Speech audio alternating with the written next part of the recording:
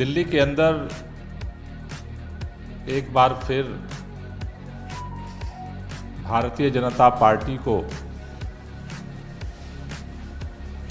आम आदमी पार्टी और कांग्रेस के गठबंधन की खबरों ने नए डर, नए भय से आक्रांत कर दिया है। भारतीय जनता पार्टी गठबंधन के डर से चारों तरफ से जो खबरें आ रही हैं कि पुनः एक नए षड्यंत्र की तरफ बढ़ चुकी है। दिल्ली के अंदर ईडी तो लगातार नोटिस पर नोटिस, नोटिस पर नोटिस, नोटिस पर नोटिस दिल्ली के माननीय मुख्यमंत्री अरविंद केजरीवाल जी को दे ही रहा है, लेकिन अब कोर्ट की तारीख को देखते हुए जो चारों तरफ से खबरें आ रही हैं कि भारतीय जनता पार्टी ने सीबीआई के माध्यम से दिल्ली के मुख्यमंत्री को गिरफ्तार करने का षड्यंत्र शुरू कर दिया है। भारतीय जनता पार्टी वैसे तो काफी समय से दिल्ली के मुख्यमंत्री अरविंद केजरीवाल जी को गिरफ्तार करने के षड्यंत्र में शामिल है, लेकिन जिस तरह से कल ये खबर आई कि आम आदमी पार्टी और कांग्रेस के बीच में दिल्ली के साथ साथ अन्य राज्यों में भी समझौते होने जा रहे हैं, बातचीत अपने फाइनल निष्कर्ष की तरफ पहुंच रही है, भारतीय जनता पार्टी के अंदर बेचैनी बढ़ गई। भारतीय जनता पार्टी को ऐसा लग रहा था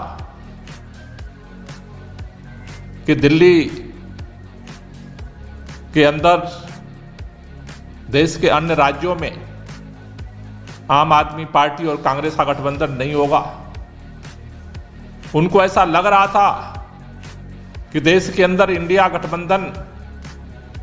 शायद बिखराव की तरफ जा रहा है, लेकिन 400 पार का जुमला देश के सामने बोलने वाली भाजपा गठबंधन होने की खबर से ही इतनी सदमे में है कि अब उसे कोर्ट के अंदर ईडी के सम्मन पर जो तारीख है उसका भी इंतजार नहीं हो रहा है। अब उन्होंने जो नया षड्यंत्र बनाया है और जो खबर आ रही है कि सीआरपीसी की 41A सेक्शन की तरफ अब धीरे धीरे सीबीआई अपनी नोटिस तैयार कर रही है। सीबीआई अरविंद केजरीवाल जी को 1-2 दिन के अंदर नोटिस जारी करेगी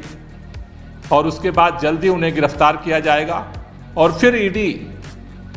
जैसे मनीष सिसोदिया जी को गिरफ्तार किया गया था, वैसे उनको, अगर आपको याद होगा कि सीबीआई ने पूछताछ के लिए बुलाया और पूछताछ में रात में घोषित किया कि गिरफ्तार कर लिया गया। मनीष सिसोदिया जी जेल में थे, जेल के अंदर से ईडी गिरफ्तार करके लाई। तो एक नए तरह का षड्यंत्र ईडी की सारी नोटिसों के गैर कानूनी होने के नाते फेल होते देखते हुए भाजपा ने नया कुचक्र रचना शुरू किया है। मैं देश के सभी लोगों से यह कहना चाहता हूं कि भारतीय जनता पार्टी ने पिछले धीरे धीरे 1 साल मनीष सिसोदिया जी को जेल में होने जा रहा है, उससे लगभग 2 साल से ये पूरे देश के अंदर हजारों जगहों पर ये छापे मार चुके, सभी लोगों को घरों को खंगाल चुके, लेकिन आज तक एक चवन्नी भी, एक पैसा भी इनको रिकवरी नहीं मिली है। लेकिन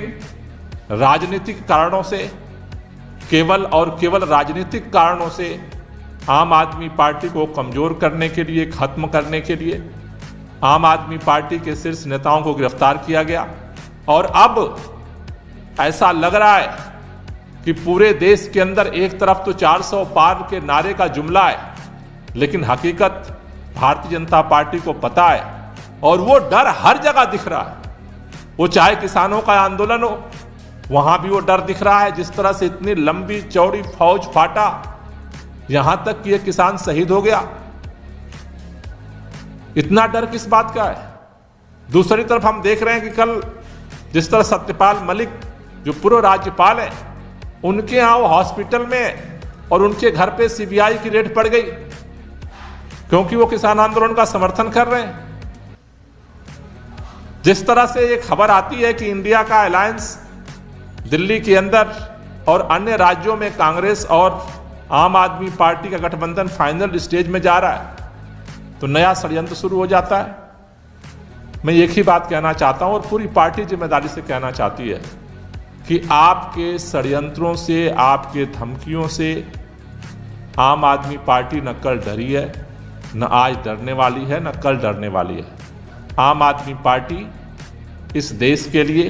देश में जिस तरह से पूरे लोकतंत्र को तार तार किया जा रहा है,